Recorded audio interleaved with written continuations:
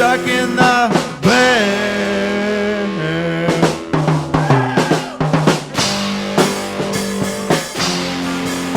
Stuck in the band.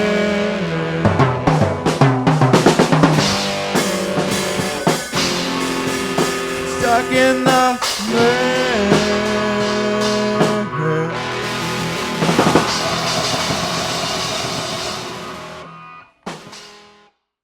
Hey, welcome back. It's Stuck in the Mail, episode 14 with Mike and Casey. And the We think it. cliffhanger from last pod, which is Flower Traveling Band, Satori. Essentially their first album, but actually their second album. So this was a deep cut. Mike, what did you think? Well, I have a question. Did you pick this up in Japan or you already had it? I did, but I did already have it. But what I did was I picked up record nerd segue here. I picked up an original copy. The way you can actually tell that in record nerd language is that on the back here, it says 2,000 yen. So Hmm. that's the original price. I had it 2,300 yen, and this is an original. It actually even has provenance. I really want to show this off. So someone put a sticker here that says number one. I mean, this is pretty much the most valuable record I own. Wow. And then gatefold, which they're very Eastern, is it has a name in that same sticker and a phone number. Ooh. I feel kind of weird even holding this like that, but anywho, the inside's really cool. Back's the same. The album is Satori, and it means in Zen Buddhism, it means essentially instant enlightenment. Now, there's many other meanings, but that's what the band took it to mean. Uh, so 1971? 71, band was formed in 67, I believe. And I got even more information, free stuff. Um, the main guy in the band, but not the lead singer, was Yuya Uchida, who was a friend of Lennon and came over to the UK and was exposed to Cream. I think much later, Black Sabbath was exposed to like the San Francisco Sound, Quicksilver Messenger. I don't know if they'd come over or if they just played records. Big Brother and the Holding Company. So the origins of Flower Traveling Band, and I haven't shown you this yet, are in the guy Yuya Uchida, who was Lennon's friend, and he was so inspired by the music that he heard that didn't exist in Japan at all that he Lennon encouraged him to start a band. So there was essentially a cover album, and the name of his band was called, and this is quite the cover, so bear with me here. This is Yuya Uchida and the Flowers. Now, this is a reissue. The interesting thing about this is, of course, so there was a female singer too, but when this disbanded and Flower Traveling Band begun, you can see how there's a connection there. The first actual Flower Traveling Band, which was just covers, which is why I hesitate to call it the first album, was very similar to this. It was just kind of Japanese people doing American music, covering it as best they could. They actually covered Black Sabbath. Hmm. Uh, and so that leads us into Satori, which essentially starts off with their, well, not the true first original song, but on that album, Satori Part One, all the songs are just parts. Satori Part One is very, very Black Sabbath influenced, to Uh, say the least. I mean, when you hear it, it sounds like Eastern Black Sabbath. yeah, that's good. That's an apt comparison. It's Yeah. interesting. That immediately I thought Black Sabbath, but Yeah. it does have this sort of early 1970s kind of almost like Allman Brothers sort of feel to it in certain places. Like I noticed that on, I think it's number three that has that kind of shuffle in the middle. Um, but yes, there are some clear influences or clear, homages, I guess you could say. Oh, yeah. But to me, it feels like a jazz record. It's the structure, it's the 1, 2, 3, 4, 5. It's the theme and variations, and then back to the theme. I enjoyed that. I loved how it had the jazz structure. I mean, it's not it's not these other this Flowers album is if very much a covers album, and unfortunately I don't have the first Flower Traveling Band, but I should mention that on that one, which caused a huge stir, they're naked riding motorcycles. So they had a Yuya Ichida had like a naked thing and a flowers thing going on. But then when they made Satori, which by the way, this album that we're covering, they made in 2 days in Canada. Two Yikes. days. Yeah. Wow. As their first thing. So it's, these are not beginner musicians. Yuya Ichida was really someone that had been in the scene for a while, but the Flower Traveling Band brought in two musicians from the band Mystic Morning, and the most important one to talk about is Akira Yamanaka, which is the lead singer of Flower Traveling Band. And as I mentioned last time at the end of that lengthy podcast, uh, he went by Joe, and Joe Yamanaka would go on to later front the Wailers for 5 years apparently, and it's about all I've been able to find on that. The Wailers, as in Bob Marley and the. Yes, yes, yes. Well, Akira Yamanaka and the Wailers, technically. Mhm. Some really fun deep facts on this episode here. Well, I did appreciate the musical variety as well.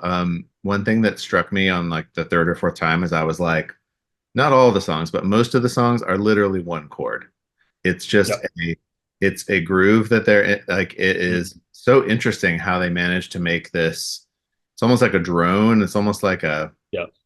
I don't know how to describe it, but like I think some of the guitar playing, I won't be able to describe it as well, but especially on that third one, which is an instrumental, as well as on the second one, which is, you know, the word that comes to mind for me is it's more sitar-like Eastern playing. yep. Uh, I think that one of the guys in this band would go on to make a sitar guitar hybrid, and he's noted for creating that instrument. Mhm. So there's lots of these holds. Um, I'd have to really kind of study some stuff to get them. There's a different sound in the lead playing that Oh, for just sure. screams of Eastern, you know. It This does. the samishan, that instrument, it's almost like the Japanese ukulele. It reminds me of that kind of playing. There's a lot Yep. of staccato in that fourth track. It really reminds me of our song, Hitty's Kid's song, Angelic Scratch Dance. Like there's a Yes. lot of like Yep. it's a lot of staccato, I guess. Um, it's Well, and they do a lot of hammer on, like yeah, yeah, yeah, that kind of stuff. and pull-offs, I believe. Yeah. I don't know if it's. I think it's actually probably more pull-offs. They're the Well, what kind of stood out to me is it almost sounded like a wind instrument. It's like a yeah, flute or something, and that's because it's the same thing. Like if you think about like a flute or a recorder, you got your hands like this, and you go. It's just like the hammer on. yeah, You go, "Woo, yeah, doo, doo." So it's that same effect. And they also had sure. it doubled, like a lot of the guitar parts. I don't know if it's multi-tracking or if that's live, but where it'll be the same part, but an octave difference. And so it just makes a super strong guitar sound. Yeah, I mean that would make a lot of sense. It really is.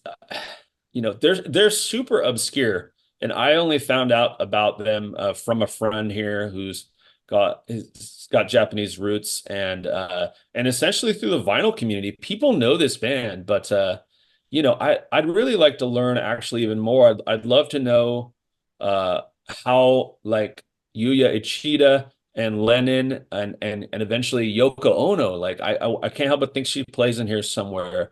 And I can't help but think that she knew the Flower Traveling Band, and also it's really important to point out that that first incarnation, the Flowers, and that album cover, and in that one, it's all covers, and they have a female in the group, pretty much so they can do all the Big Brother stuff. Oh Uh, yeah. yeah, and it's interesting. But that as well as the first Flower Traveling Band when they're naked on the motorcycles, those are really pretty controversial, kind of pushing the bill for Japan. And then you have this album that comes out, and it's very Eastern.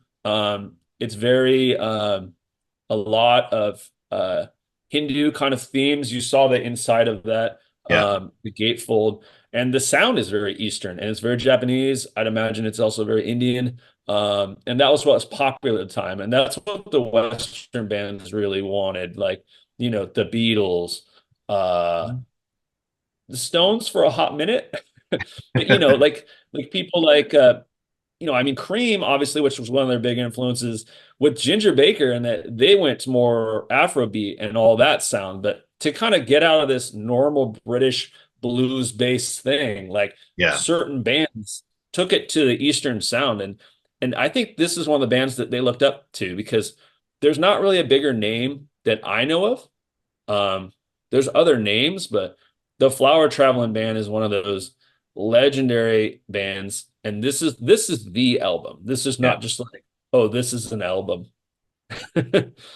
Well, It, I really enjoyed it. I loved all the different influences. I mean, I just was sitting there thinking, like, why have I never heard this before? Because the musicianship is so great and it's powerful and it's captivating, you know? yeah, it's lyrically strong too. There's not a lot of lyrics, but the second one's Satori Part Two, which is my favorite. Yeah. Uh, I when I went to Japan and came back, it was a very hectic time in my head.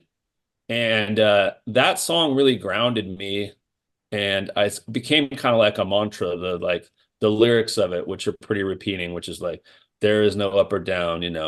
Hmm. Uh, it's one of their mantra songs. I don't know why I can't come up with more than that line right now, but there is no up or down. Well, and it's a hypnotizing guitar part. That's one of those that It has is. it's just one chord the whole time. Yep.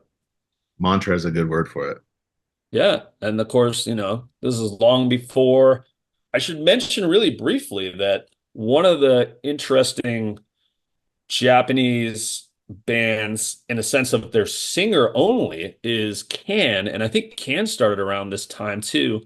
And I've only ever really become truly familiar with the period with Damo Suzuki. So this is a German band Hmm. coming out of the art, side of German music, trying to create something new, not American, not UK. And they had a Japanese singer, and he's one of the most influential Japanese singers besides this band that I naturally think about Yeah. because Can is such a great band. And to get us back on track here, Joe Yamanaka, he didn't just take over for the Wailers. He led a life of like complete charity and was like honored for his services, like 20 years of he was an orphan, and he was a half Japanese, half black guy, and he was orphaned. His father was a serviceman, which is really, I mean, he led this tragedy, and instead he chose to take his life and wait, not take his life, but Sure. make Give his his life. life giving back, and doing all these things. And he's really celebrated. He was an actor. Unfortunately, he passed in 2013, but Flower Traveling Band had gotten back together. But he, I wish I knew even more about him, but you could tell that he was a real superstar in Japan, Yeah. um, and worldwide, just not in America. I don't Hmm. know where he didn't fit in here, but maybe there are people who are like serious Whalers fans that love his work with them. I don't know. I really don't. I'd like to though. Well, I would say that both the US and British critical what's the word? Like consensus is really missing out on this band. Like they did not show up on any of those top 500 countdowns. And I'm Yeah. like, this absolutely deserves to be. Well, I think with those lists, like you did the Rolling Stones, which is very American, and you did the NME, which is very British, but those are obviously going to be inherently biased to those cultures. So it's Right.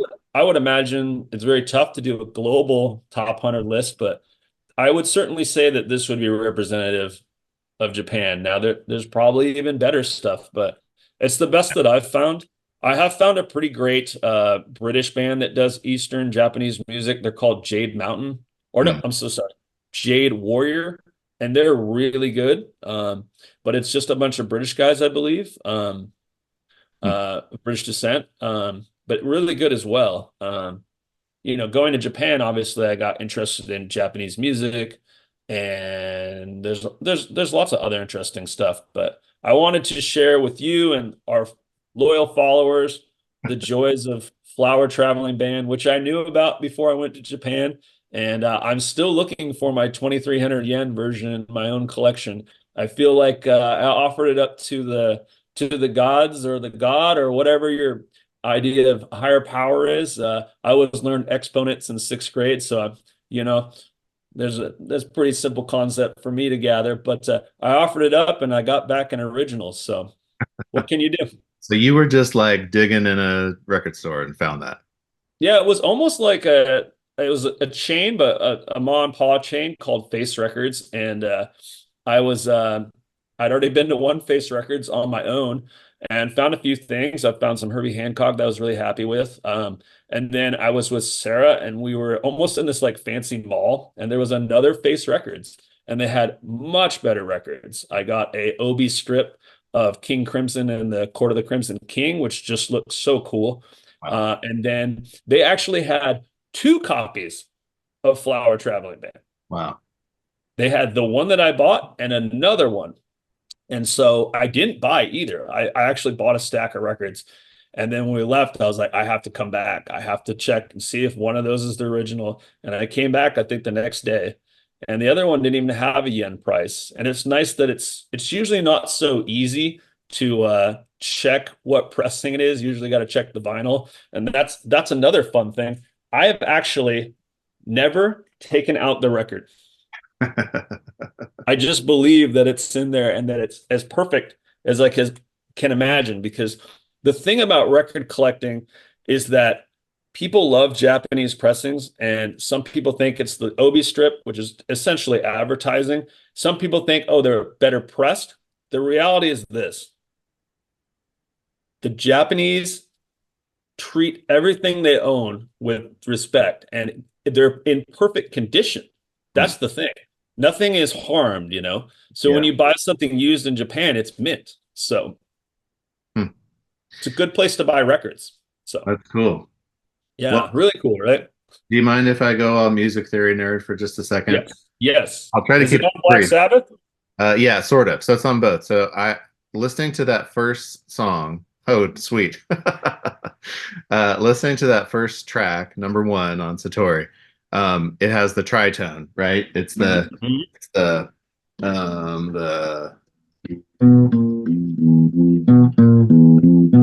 so it took me a second because I was like, I know this is a tritone. This is very Black Sabbath, and I was like, it took me a second to figure out that this B flat, that's the key that it's in. So you're that's the key. Well, this then would be the fifth. That's a normal fifth, that which makes this the tritone. Bum, bum, so that one took me a second, but that also took me on the path to the ultimate tritone song, which Mhm.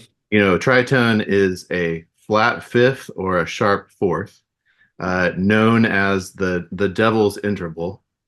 Uh, Right. that no one would use that interval because it was evil.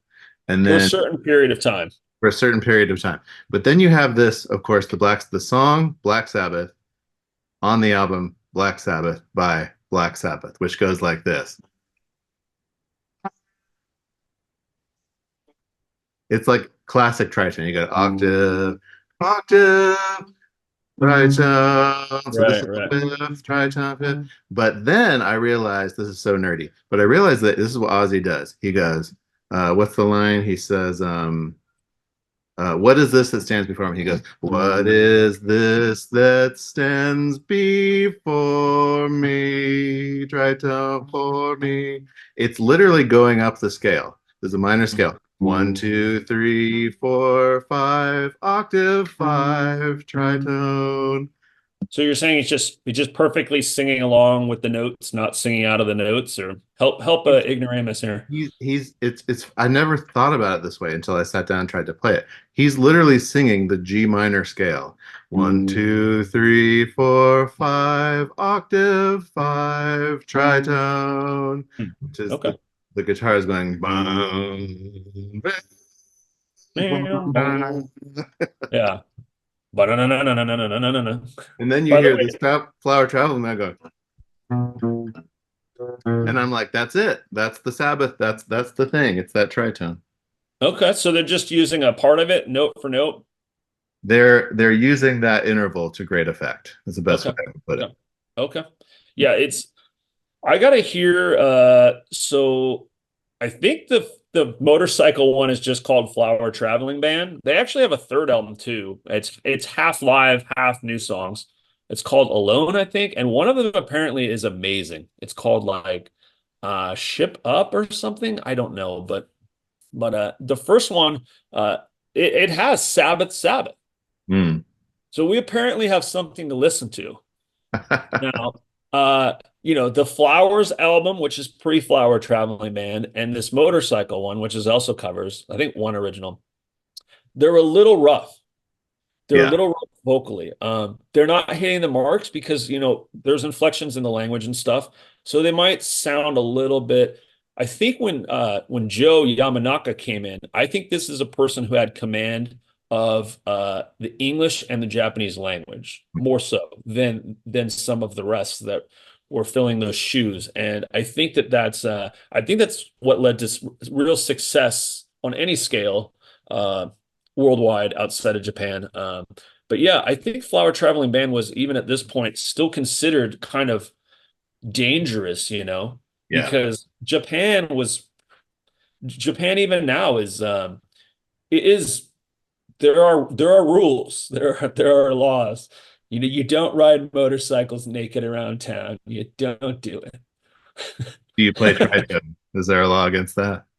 I imagine if you're playing something like this out in public, if you're playing Satori parts 1 through 5, I mean, it would be like the MC5 playing at that Detroit concert where they were the only band that would show up because everyone was like rioting in Detroit, and the MC5 was like, "We'll play," basically, and they did, Well, and there's footage of it.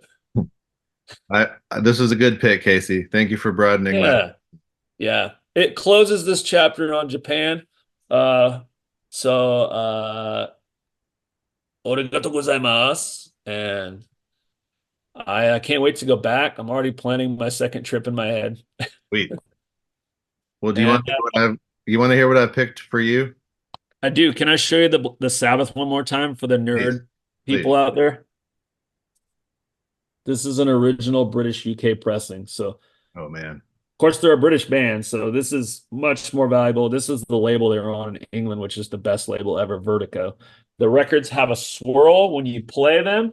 It's literally hypnotic. When that swirls, you go down this spiral, and many, many, many bands were on Vertigo, not Cool. just Sabbath. I can't think of another one at the moment, but that band Jade Warrior was the very Eastern one. But yes, what is your pick, Michael? Okay, I want to see if you can how long I want to see if you can guess it. So we're gonna jump ahead in time to the year 2010. Whoa, that's real modern for me. Yeah. So this is one of the few modern artists that I listen to on a regular basis. This artist, let's see. This artist has a stage name. Her actual name is Matangi Maya Arul Pragasam, otherwise What? known as. Uh, She had a big hit with Paper Planes on the album before oh, this. MIA. Yeah. MIA. This is Awesome. this Love is it. her this is her Love it. very challenging, and I don't have it on vinyl. I'm sorry. This is her very Yeah. challenging album, Maya. This Nice, but it's actually backslash forward slash. exactly. But this is like essentially her album that came out just after Paper Planes, and Cool. it's a bit of a challenging listen. I It love it. a Love it. bit alienating, and it also coincided with her greatest moment of fame. So I find those kinds of albums, really fascinating. And this probably isn't the album most people would pick for her, but I kind of love it. So This might be my favorite pick of yours yet. sweet, Yeah. excellent. Well, that's coming up. So thank you again, Cool. Casey. Good episode. Cool. Cool.